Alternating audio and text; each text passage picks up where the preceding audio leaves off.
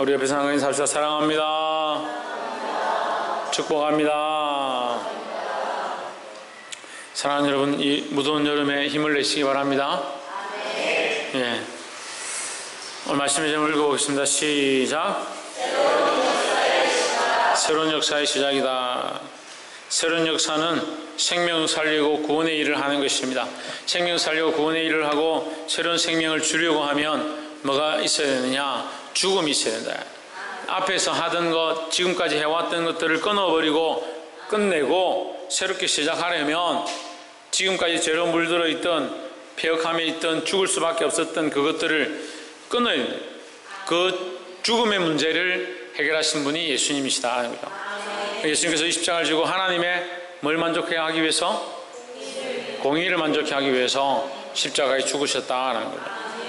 하나님의 공의를 만족해 하심으로 말미암아 우리에게 새로운 생명에 대한 기회가 주어졌다라는 겁니다. 33절 제6시가 되매 온 땅에 어둠이 임하여 제9시까지 계속하더니 했습니다. 어둠이 임했다.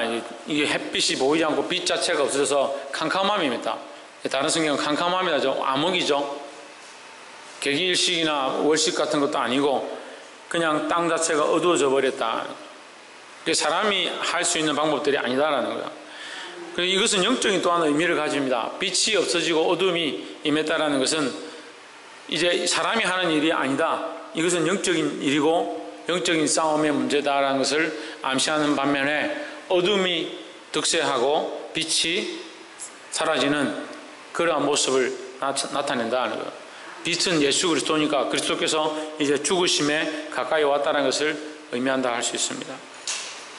34절에 제9시에 예수께서 크게 소리 지르시되 엘리 엘리 라마 사박다니 하신 이를 번역하면 나의 하나님 나의 하나님 어찌하여 나를 버리셨나이까 하는 뜻이라 했습니다. 엘리 엘리 라마 사박다니라는 것은 우리가 많이 듣고 예수님의 십자가 치료 중에서도 굉장히 중요한 단어 중에 하나입니다. 이건 우리가 시편 말씀을 통해서 시편 기자가 엘리 엘리 라마 사박다니라는 이 말씀을 이미 우리가 함께 나눴고 하나님 어찌하여 나를 버리십니까? 했습니다. 왜 하나님이 예수님을 버리셔야 하느냐? 이제 이런 문제에 봉착하게 되는 거죠. 예수님도 창조자이시고 하나님도 창조자이신데 왜 하나님이 예수님을 버리셔야 했느냐? 왜 버리셔야 했을까요? 많은 사람들의 죄를 대속하기 위해서. 예수님 죽으시면 대속할 수 있잖아요. 왜 하나님이 예수님을 버려야 합니까? 예? 온전한 죽음을 위해서. 예, 또. 왜 하나님의 공의를 온전히 만족하려면 왜 예수님을 버려야 합니까? 여러 가지가 의미가 있습니다. 여러 가지 의미가 있는데 예수님이 십자가에 달리시는 그 순간에 십자가에 못 박히신 그 순간에 왜 달렸습니까? 죄를 지고 달렸잖아요. 지금 죄를 지었잖아요. 죄를 지금 몸에 지었잖아요. 예수님이 지었잖아요. 그러면 그 순간에 뭐가 됩니까? 죄인이 되는 거죠. 죄인과 하나님이 같이 있을 수 없는 상황인 거죠. 그러니까 하나님께서 예수님을 철저하게 버릴 수밖에 없는 그런 상황이 된 거죠. 마지막 그 순간에 예수님이 모든 사람들의 죄를 다 지셨기 때문에 그 양은 제사장이 양을 잡아서 번제의 물로 드리기 전에 뭘 하냐면 그 양에게 안수를 하는 거죠. 왜 안수를 합니까? 복 받으라고, 병이 치료함 받으라고, 죽여도 죽지 말라고. 양에게 왜 안수합니까? 이 제물을 드린 자의 죄가 이 양의 죽음으로 씻겨지길 원한다. 그렇게 하면서 이 양에게 이걸 전가시킨다. 전가. 지금 내가 지고 있던 이 전로역정 책에 보면 나와요. 존 버년이 이 큰 짐을 지고 가죠. 인생의 짐을, 인생의 고통과 고민과 죄와 방황의 문제들을 지고서 걸어가고 있는데 그가 이 죄의 문제를 어디에 벗느냐? 예수 그리스도를 만나고 이 죄의 문제를 벗는 거죠. 그래서 이 양에게 안수하는 것은 그 내가 살면서 지었던 죄를 이 양에게 전가해서 하나님 이 양을 대신 죽이니 주님 받아주시고 나를 용서해 주십시오. 그러면 나의 죄를 양이 대신 졌기 때문에 내 죄가 양에게 전가되었고 양이 죽는 그것은 죄를 지고 죽는 거죠. 죄의 대가를 지불로 죽는 거죠. 근데 지금 예수님이 십자가에 못 박히셔서 뭘 하냐면 많은 사람들의 그 죄를 본인이 지셨으니까 예수님은 철저하게 완전한 죄인이 되어버린 거죠. 죄 없이 오신 주님이 모든 인류의 죄를 지신 상태니까 하나님 그와 함께 있을 수 없다라는 거죠. 또 이렇게 볼 수 있습니다. 예수님께서 하나님과 함께 이 모든 공생을 사셨습니다. 기적을 일으키고 병자를 낫게 하고 해를 당치 않고 그 많은 시간들을 보내고 능력을 행하시는 주님께서 십자가에 달렸어도 하나님의 능력이 함께 있고 하나님이 그를 보호하고 있으면 이것은 온전한 공의의 집행이 안 되는 거예요. 온전한 공의 집행이. 우리가 만약에 지금 재판을 한다 합시다. 세비가 죄를 지었다. 그래 증민이가 대신 나와서 제가 대신 벌을 받겠습니다. 제가 대신 돈을 한 1,000억 내겠습니다. 용서해 주십시오. 그렇게 했다 합시다. 그런데 정하 집사님이 K그룹 회장이야. 회장이라서 재판장님 내가 얼마 필요합니까? 얼마 하면 되겠습니까? 재판장은 저 같은 좀 똑부러진 사람이 왔어요. 그 재판을 무슨 소리 하냐고 K그룹이고 S그룹이고 필요 없다고 비켜라고. 죄 지은 사람이 1,000억 대신도 안 됩니다. 1,000억 죄를 세비한테만 벌을 내리겠습니다. 이 형벌을 딱 내리는 거예요. 그게 온전한 공의죠. 바른 재판이잖아요. 만약에 재판을 하는데 이 K그룹이다. 회장님 오셨다. 눈치 보고 봐주고 돈 냈으니까 봐주고 그럼 이 사람한테 바른 법을 집행할 수가 없는 거죠. 하나님의 관점에 하나님의 아들 독생하신 예수님이 십자가에 달려있는 그 상황에서 내 아들 나와 함께 앉아 하나님의 관점에서 이렇게 보면 하나님이 얼마든지 그 고통을 면하게 할 수도 있고 십자가에 달렸는데 우리끼리 사람들은 모를 거야. 그냥 쇼만 하고 넘어가자. 이렇게 할 수도 얼마든지 할 수 있는 거죠. 그 하나님의 능력으로서는 얼마든지 가능하죠. 이해가 안 돼요? 제가 어렵게 설명해요? 그러니까 그 하나님의 온전한 공의, 그것은 이 사람이 정말 생명의 값어치, 생명의 지불을 이루는 온전한 고통을 다 당하고 나서 이게 이루어지는 거예요. 그러니까 하나님께서 그에게서 얼굴을 돌릴 수밖에 없는, 그래서 어찌하여 나의 얼굴을 피하십니까? 얼굴을 돌릴 수밖에 없는, 그래야 공의가 온전히 집행되고, 또 뭐라 했어요? 공의가 온전히 집행되고, 죄인이기 때문에 하나님이 함께 할 수 없었다라는 거죠. 그래서 그 말고도 몇 가지가 볼 수 있는데, 이 하나님이 엘리야를 버릴 수밖에 없는, 성부가 성자를 버릴 수밖에 없는, 엘리야가 아니고 성자 예수님을 버릴 수밖에 없는 이 이유가 그냥 이렇게 하는 것이 아니라는 거예요. 완전한 공의, 사람이 계산할 수 없는 완전한 공의가 집행되어야 했기 때문에 하나님께서 예언되어진 말씀에 따라서 이 일을 하신 줄 믿습니다. 그래서 예수님께서 엘리 엘리 라마 사박다니 이렇게 얘기했습니다. 나의 하나님 어찌하여 나를 버리셨나이까. 결국은 뭡니까? 왜 그렇게 하셔야 했습니까? 결국은 우리를 살리기 위해서 그렇게 할 수밖에 없었다는 거예요. 그 하나님은, 예수님은 이렇게까지라도 해서 우리를 살리려고 하시는데 우리는 이렇게까지라도 해서 예수님을 부인하려고 자꾸 한다는 거예요. 35절 곁에 섰던 자 중 어떤 이들이 듣고 이르되 보라 엘리야를 부른다 하고, 이 사람들은 잘 못 듣는 거죠. 자기들 방식대로 듣는 거죠. 36절 한 사람이 달려가서 해중에 신 포도주를 머금게 하여 갈대에 깨어 마시우고 이르되 가만두어라 엘리야가 와서 저를 내려주나 보자 하더라. 잘못 들은 사람과 잘못 행동한 사람이 같이 있습니다. 그만큼 어려운 거예요. 말씀대로 받고 하나님 뜻을 하나님 뜻대로 받고 그것을 깨달았으면 아멘하고 순종하면 되는데, 하나님 뜻을 받아도 받는 것도 왜곡되게 받고, 엘리야를 아마 사박단이 했는데 엘리야를 부른다 하고 행동도 어떻게 하냐? 포도주를 해늉을 가지고 해늉에다 묻혀가지고 그걸 예수님께 마시게 하고 가만두어라 엘리야가 와서 구원하나 보자. 이게 구원의 방법과는 아무 방향이 안 맞죠.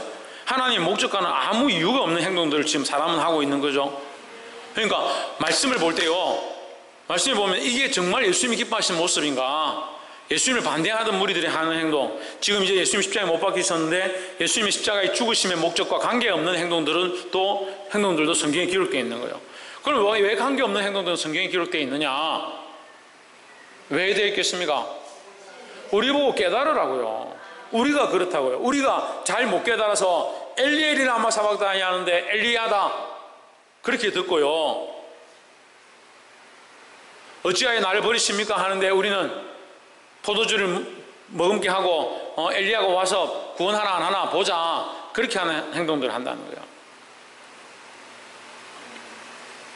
볼 수 있기를 소망합니다. 그래서 말씀을 볼 때 예수님이 행하신 것과 예수님의 반대편의 선자들 같이 보는 거죠. 예수님이 행하신 대로 나는 살려고 몸부림쳐야 하고 그 반대편의 선자들과 그렇게 살지 않도록 반면교사의 모양들을 가지고 보아야 한다는 거예요.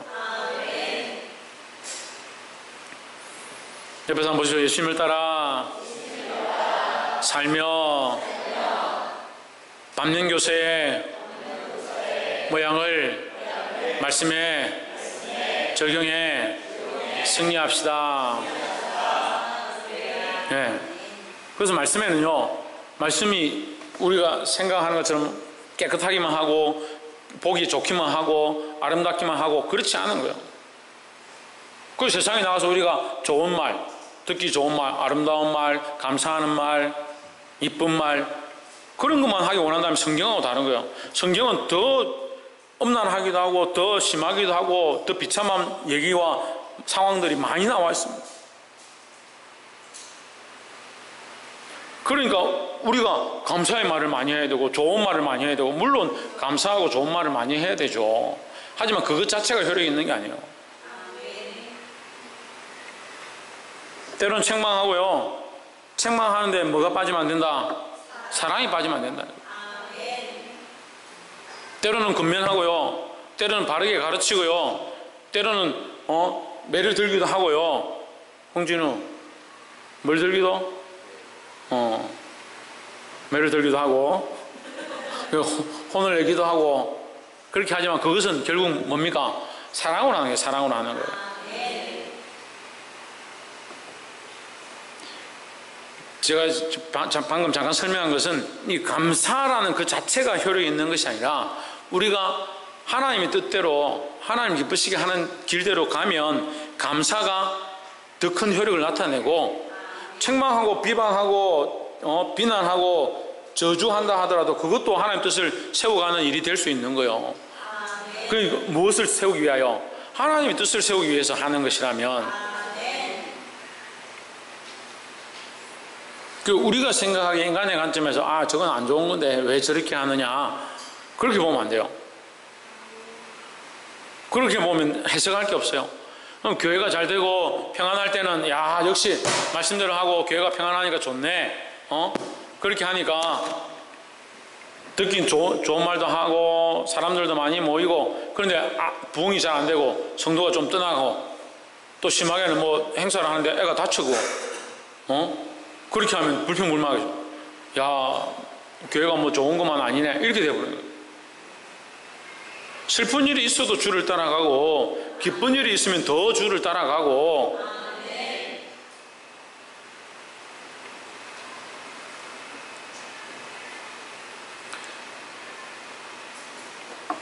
37절에 예수께서 큰 소리를 지르시고 운명하시다.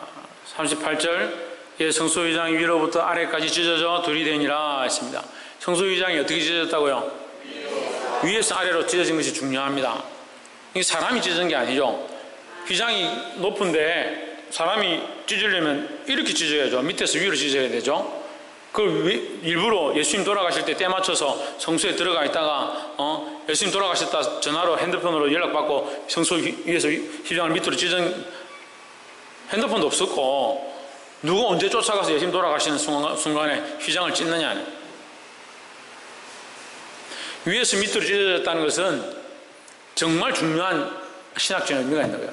하나님이 우리를 위하여 길을 내셨다라는 거예요. 우리가 한 것이 아니고 우리의 역사가 아니라 하나님께서 우리를 구원하기 위하여 하나님의 나라로부터 하나님의 방향으로부터 우리를 향하여 길을 내신 것, 그것이 휘장이 위에서부터 밑으로 찢어진 것입니다. 그 휘장 안에 뭐가 있습니까? 지성소입니다. 그 안에 뭐가 있습니까? 법궤가 있습니다. 법궤는 이들이 지금 이 유대인들이 지금까지 섬기던 하나님의 임재가 있는 곳이다 하는 거죠. 하나님을 만나는 곳. 그 두 날개 사이에서 내가 너희를 만나리라. 그들이 제사를 지내고 떡상을 통해서 휘장을 열고 들어오면 하나님께서 그 지성소 서랍의 날개 가운데, 두 그룹의 날개 가운데 거기서 내가 만날 것이다 했던 그 법궤가 있는 곳. 그 법궤가 있는 곳이라는 것은 영적인 의미로 하나님의 임재가 있는 곳. 그 하나님의 임재가 있는 곳에 아무나 들어갈 수 없는 거예요. 대제사장만 들어가는 거예요. 대제사장만. 전에도 얘기했지만 우리 성도들이 주일날 사모에서 교회 예배하러 왔는데 저 마당에 다 줄 세워놓고 가만히 서 계십시오. 제가 본당에 올라와서 하나님 앞에 예배 드리고 한 몇 시간 하다가 내려가가지고 지금 하나님께서 지금 말씀하시려 하니까 조금만 더 기다리라고 또 올라와가지고 제가 또 하나님 앞에 기도하고 번제를 드리고 또 내려가가지고 이제 좀 된 것 같으니까 1구역은 집에 가십시오 하고 또 남아있으라고 또 그렇게 하면 어떻게 합니까?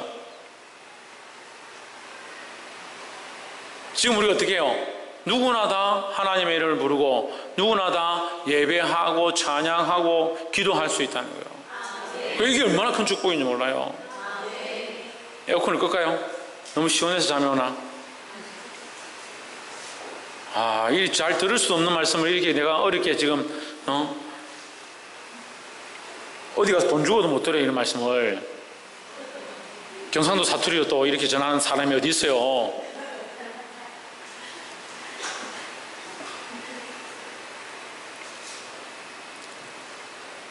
그랬는데 그렇게 할 수밖에 없는 구약 때 그런 제사의 형식에서 이제는 우리가 하나님이 휘장을 찢어버렸으니까, 지성소를 가려놓은 게 아니고 하나님의 임재 있는 그 장소를 가려버린 게 아니고 찢어버렸으니까 누구나 다 보이는 거죠. 누구나 다 볼 수 있다. 누구를?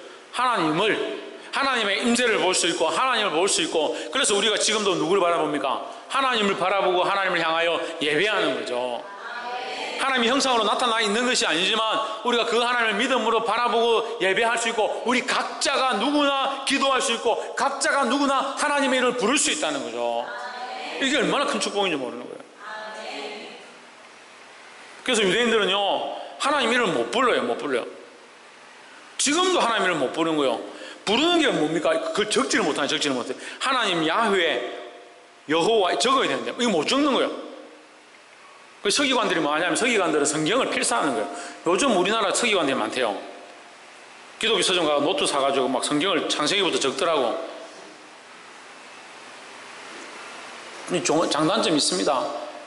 너무 또 그런 데 치우칠 필요가 없어요. 그래서 서기관들이 성경을 필사하는 거예요. 성경을 뺏겨 적는 거예요. 뺏겨 적는데 여호와 이름이 딱 나올 때쯤 되면 하던 것을 딱 멈추고 가서 목욕 재개하고 옷을 새 것으로 탁 갈아입고 와가지고 자기가 혹시 범죄한 것이 있나 없나, 범죄한 것이 있으면 가서 제사장에게 해가지고 제사를 드리고 다시 돌아와가지고 무릎을 탁 꿇고 다시 여호와를 쓰는 거예요. 그만큼 하나님을 두려워하는 거예요. 하나님 이름 부르는 것을. 근데 우리는 어때요? 뭐 갔다 밥 먹다가 앉아가지고 뭐 옆에 누가 떠드는 거 보니까 계속 뭐 하나님 뭘 했고 뭐 실컷 얘기하는 거. 하나님 반찬에 고춧가루보다 더 많아요. 이게 어떤 면에서 우리에게 큰 축복인 거예요. 하나님 우리 스스로가 기도하고 부르고 예수의 이름으로 나아갈 수 있다는 게 얼마나 감사한 일이냐는 거예요.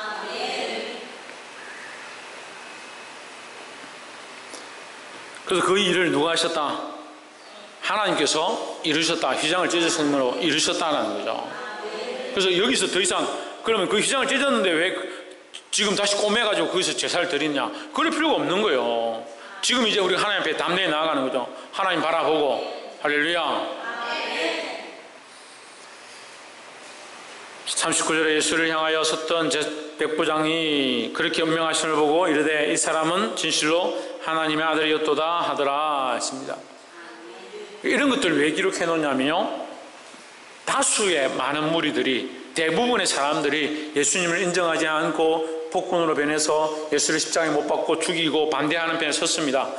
하지만 소수의 몇몇 사람들이 그 가운데도 신앙의 고백을 하고, 심지어는 십자가에 못 박힌 연실차님, 십자가에 못 박힌 누구요? 예수님 말고, 강도조차도 어떤 몇몇 사람들, 그 사람들 중에 강도조차도 마지막까지 그런 몇몇 사람들에게 기회를 줘서 구원의 은혜를 입도록 그 입술로 예수님을 고백하는 그 사건들을 성경에 기록해 놓는 거예요. 그러니까 좁은 길이죠. 다 가는 길이면 그게 무슨 좁은 길입니까? 김태현 좁고 협차가 있다. 협착해서 어떻다? 찾는 이가 적다는 거죠. 그래서 우리 교회가 사실 뭐 100명 정도 오면 좋겠다, 뭐 제가 집사님하고도 얘기를 했는데, 한 100명 정도 오면 꼭 차가지고, 얼마나 좋겠어요? 100명 정도 오면. 돈도 걱정 안 해도 100명 오면 인당 만 원씩만 헌금하면요 100만 원이요.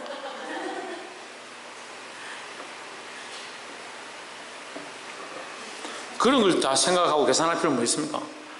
그리고 또 100명 오면 예배를 어떻게 드립니까? 딱 지금 100석이거든요. 너무 좁죠? 그럼 1부, 2부 하면 되죠. 그래도 안 되면 3부 하면 되죠. 그래도 안 되면 4부 하면 되죠. 그래도 안 되면 쪼개면 되죠. 기억나십니까? 기억하고 있는 사람? 쪼개야 됩니다. 교회는 쪼개야 됩니다. 쪼개는 게 교회의 할 일이에요. 쪼개는 게.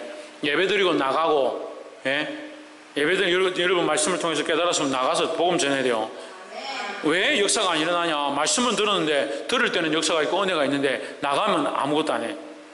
똑같은 거죠. 쪼개져서 똑같은 역할을 해. 나가서 똑같은 역할을 해야 돼. 지금 들은 복음을 들고 나가서 전하면 이 복음 여기도 있고 나간 데도 있어야 되는데, 복음을 듣긴 들었는데 나가서는 복음의 역할을 안 해. 복음의 능력들을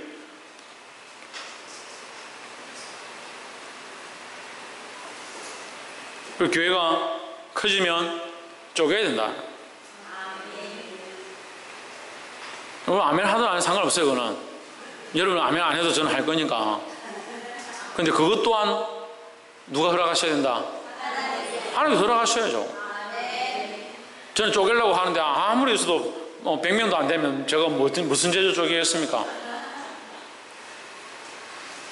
신이가 몇 명 되면 쪼개야 된다고? 무슨 100명이고? 박근도 몇 명 되면 쪼개야 된다대? 야, 이 설교를 그만히 하고 얘기를 그만큼 해도 기억 못하는 것도 참 재능이. 신성경 몇 명? 200명? 400명? 500명? 150명. 150명. 우리 교회는 150명 절대 넘으면 안 돼요. 150명 넘으면.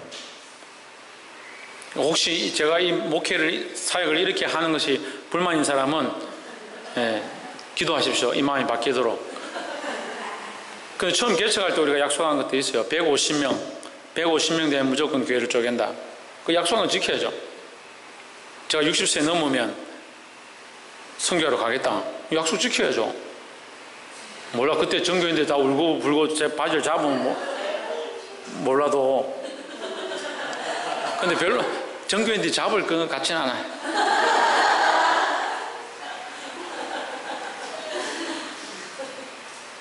몇몇은 잡고 몇몇은 멀리서 보고 있겠지.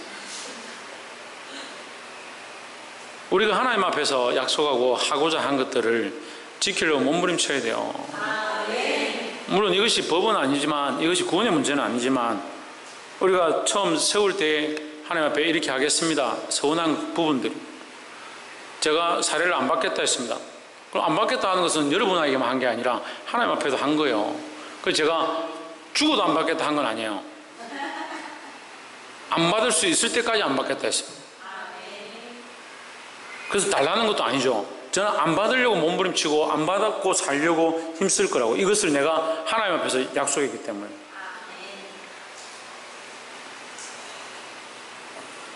무슨 얘기하다 여기까지 가는 거예요? 교회는 약속한 것들을 지켜야 되고, 우리가 150명을 했으니까 쪼개야 되고, 그 앞에가 뭐요? 우리가 나가서도 복음을 전하고 이곳에서 들은 은혜를 나누어 가져가요. 나누어 가져가요. 그래서 여러분이 뭐예요? 여러분 각자가 뭐예요? 내가 뭐예요? 내가 교회죠. 내가 교회죠. 교회에서 은혜를 받아서 가정에 가서 내가 교회로서의 역할을 하면 가정이 뭐가 돼요? 가정교회가 되는 거죠. 학교에 가서 교회 역할을 감당하면 학원교회가 되는 거예요. 어디에 가나 흩어져 있거나 쪼개지거나 어디에 가거나 내가 교회로서의 역할을 감당해야 된다는 거예요.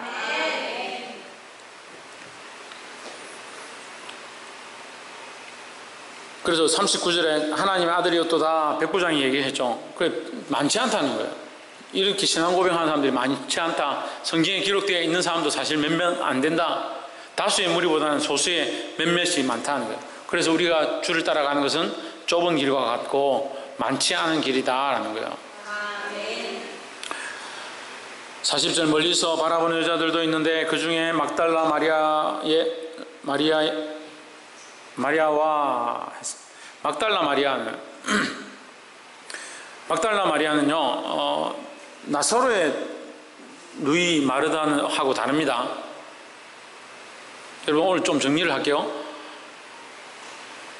정확하지는 않지만 그 마르다의 동생 마리아, 그 마리아는 예수님의 발에 향유를 깨뜨려서 향유 옥합을 깨뜨려서 향유를 발에 부은 자죠. 누가 보기에는 뭐라 되어 있어요? 머리에 부었다 되어 있거든요. 헷갈리지 마십시오. 제가 잘못 말한 게 아니고 누가 보기에는 머리에 되고 다른 성경은 또 발에 되어 있습니다. 그건 좀 차이가 있는 것은 큰 의미가 아니니까 죽으심을 기념했다는 게 중요하고, 그 마리아는 나사로의 누이고 막달라 마리아는 막달레나죠. 막달레나를 많이 들어봤어요. 막달레나라는 곳에 사는 마리아, 그 여인이 7 귀신이 들렸는데 예수님께서 고쳐주셨다. 7 귀신을 쫓아내 주셨다. 그리고 7 귀신이 쫓겨난 그 여인이 예수님을 따라다니면서 수정을 드렸다. 그게 막달라 마리아입니다. 그 다음에 나와 있는 누구죠? 또 작은 야고보와 요새의 어머니, 요새는 요셉입니다. 요셉. 그러니까 작은 야고보와 요새의 어머니, 요셉의 어머니 이렇게 되어 있는데 이 마리아는 예수님의 모친으로 보는 게 맞습니다. 그러니까 작은 마리아니까 작은 야고보니까 작은 동생 야고보 이렇게 해석할 수 있죠. 그래서 예수님의 이제 동생 야고보와 요셉의 어머니 마리아, 예수님의 어머니라 볼 수 있죠. 마리아와 또 살로메가 있었으니, 살로메도 마리아인데 살로메는 누구냐면 그러니까 요셉이라는 이름도 흔하고 성경에 예수라는 이름도 사실 흔해요. 그 워낙 이게 같은 이름을 많이 썼기 때문에. 마리아는, 여기 나오는 살로메는 누구냐면 야고보와 요한이 주님 나라 임하실 때, 예수님 당신의 나라 임할 때 한 사람은 우편에 한 사람 좌편에 세워주십시오 이렇게 청을 하는 어머니가 있습니다. 그래서 그걸 보면 예수님이 사역하고 있는데 갑자기 어머니가 나타나죠. 성경에 기록하기는 그렇게 기록되어 있는데, 그런 상황들을 보면 여인들이 항상 같이 다닌 것 같아요. 늘 같이 있었던 건 아닌데 이렇게 무슨 사역들을 하고 다닐 때에는, 공동사역을 하고 있을 때는 옆에 와서 수정을 들고 돕는 일들을 많이 했던 것으로 보입니다.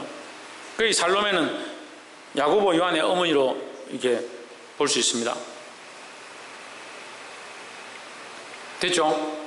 41절 이들은 예수께서 갈릴리에 계실 때 쫓아 섬기던 자요, 또 이 외에도 여기 기록되어 있죠. 예수님을 쫓아 섬겼다. 어디서? 갈릴리에서 공동사역할 때에, 공생의 사역하실 때에 이들이 옆에서 쫓아서 섬겼다.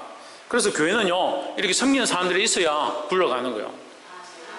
그 아까 우리 연실 집사님 기도할 때도 우리가 섬기고 봉사해 주셔서 감사하다 했는데, 이 교회가 그런 감사한 일은, 중요한 공동체인 것은, 소중한 것은 섬기는 사람이 많고 봉사하는 사람들이 많고, 그런데 별 불평불만하지 않고, 예, 봉사 실컷 하고 섬김 실컷 했는데 반찬이 맵다, 청소가 잘 안 됐다, 이렇게 해도 허허허 웃고 서로 이렇게 잘 섬겨서 참 감사한 교회다.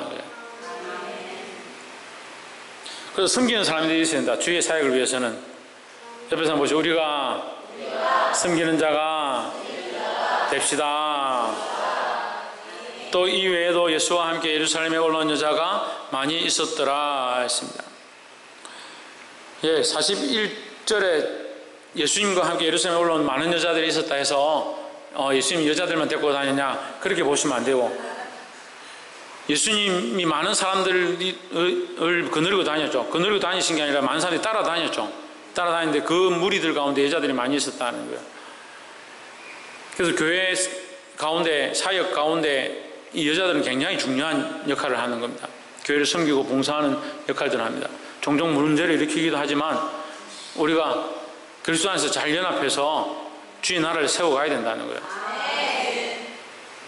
42절, 이날은 예비일 곧 안식일 전날이므로 저물었을 때에 43절, 아리마대 사람 요셉이 와서 당돌이 빌라도에게 들어가 예수의 시체를 달라 하니 이 사람은 존귀한 공회원이요 하나님의 나라를 기다리는 자라.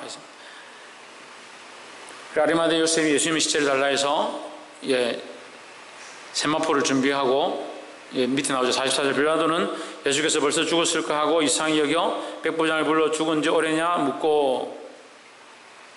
그래서 우리가 44절 마가복음에는 44절 이렇게 되어 있는데, 다른 말씀을 이렇게 종합해서 보면 예수님이 많이 세하셨다, 기력이 굉장히 세하셨고 몸이 굉장히 좋지 않았다, 그리고 채찍을 맞으셨고 그런 상태에서 채찍을 맞고 십자가를 지고 갈 수 없을 만큼 몸이 세잔되어 있었으니까 십자가에 못 박히셔서 빨리 돌아가신 거예요.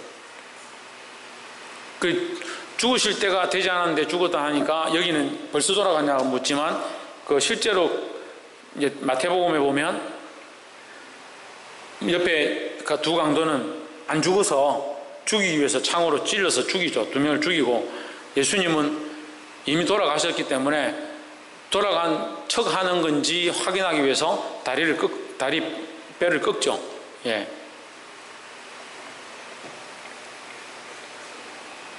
거꾸로 말했네. 예. 예수님이 창에 찔리시고, 돌아가신 걸 이미 확인했기 때문에 창을 찌르고, 강도를 다리를 꺾죠. 예. 45절에 백부장이 알아본 후에 요셉에게 시체를 내어주는지라. 46절, 요셉이 세마포를 사고 예수를 내려다가 이것으로 싸서 바위 속에 판 무덤에 넣어두고 돌을 굴려 무덤 문에 놓음에. 47절, 때에 막달라 마리아와 요셉의 어머니 마리아가 예수를 둔 곳을 보더라 했습니다. 할렐루야. 사실 이 시대 때 여인들은 가까이 갈 수 없는, 공회에도 들 수가 없고, 이런 일 가운데, 이런 사건 가운데 여인들은 가까이 갈 수가 없습니다. 그래서 멀리서 보더라 했죠. 여인들이 이 상황 가운데 가까이 갈 수가 없는 거예요. 그럴 만큼 여자들은 천시여김을 당했습니다. 그래도 끝까지 그들은 누구를 섬겼냐? 예수님을 섬기고, 예수님을 섬기다 보니까 이 막달라 마리아와 요셉의 어머니는 결국 예수님의 부활을 첫 대면하는 축복을 받는 것입니다. 그래서 사회가 어떠하든지 상황이 어떠하든지 우리가 끝까지 믿음을 지키고 주님을 따라가면 주께서 우리를 거룩한 길로 인도하실 줄 믿습니다. 말씀을 읽겠습니다. 오늘 말씀이 조금 어려울 수 있지만, 이 십자가의 사건은 그냥 단순히 예수님이 십자가에 못 박혀서 우리를 위하여 죽으심으로 끝나는 것이 아니라 거기는 하나님의 섭리가 들어있다는 거예요. 하나님 철저하게 죄와, 하나님은 죄를 외면하시고 하나님이 철저한 공의를 이루기 위하시고 그 안에 어떠한 방법들로 하나님의 사랑으로 이 일을 해간다는 거예요. 우리도 이 모습을 본받아야 해요. 교회는 철저하게 죄를 멀리하고 하나님의 공의가 교회 안에 선포되기를 힘써야 하고, 거기는 반드시 뭐가 있어야 된다? 사랑이 있어야 된다. 사랑이 있어야 된다. 그래서 어떤 사람은 공의를 해야 되기 때문에 공의대로 막 잘못됐다 책망하고 끊고 잘라내고 그런 데 급하는데, 그게 아니고 항상 뭐가 있어야 되냐? 사랑이 있어야 돼요. 사랑이. 환자를 수술한다 합시다. 한 가지만 얘기하고, 환자 수술한다 합시다. 환자 수술하는데 제일 중요한 게 뭐겠습니까? 마취. 또 예? 수술 안 해봤어요? 수술하는데 뭐가 제일 중요하겠습니까? 예? 썩은 거 잘라내는 거 중요합니다. 그것도 중요합니다. 예? 바른 진단도 중요하죠. 수술하는데 진단했으니까 수술하겠죠. 예? 뭐 제일 중요할 것 같아요? 생명을 살려야 되는데, 그래 수술하는데 뭐가 제일 중요해요? 예? 의사가 중요하다고. 환자의 의지. 예, 마취되는데 무슨 의지가 있어? 예. 의지도 중요하죠. 그래. 그런데 수술하는데 제일 중요한 게 뭐냐면 수혈이에요. 수혈. 피가 있어야 돼요. 우리가 잘라내고 도려내고 꼬매고 그 수술을 한다 합시다. 근데 피가 쏟아졌습니다. 피가 많이 없습니다. 부족합니다. 공급하지 않으면 수술이 정말 잘 끝났다. 그 병든 부분을 잘 도려냈다. 암덩이를 완전히 100% 제거했다. 근데 피가 모자라요. 도려내는 것이 필요한데, 잘라내는 것이 필요하고, 공의를 집행하는 것이 필요한데 반드시 잊어버려서는 안 되는 거. 사랑이라는 사랑이에요. 그 하나님의 사랑이 있기 때문에 공의를 사용하시는 거예요. 그래서 이 공의와 사랑을 뗄 수 없는 거예요.